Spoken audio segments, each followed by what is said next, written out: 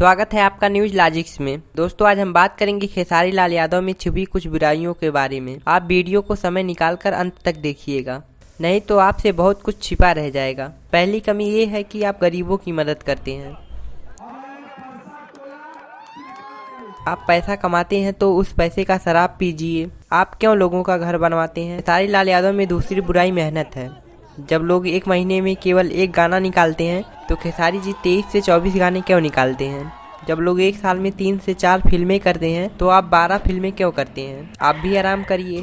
खेसारी लाल यादव ऐसे के बहुत फिल्म करता ना, 12 महीना में 12 को फिल्म का अकेला रिकॉर्ड बन के खेसारी लाल यादव की तीसरी बुराई यह है कि जब भोजपुरी इंडस्ट्री में हीरो की बॉडी ऐसी होनी चाहिए, उसके पास बड़ा पेट होना चाहिए, तो आप इस तरह की बॉडी क्यों बना लिए हैं।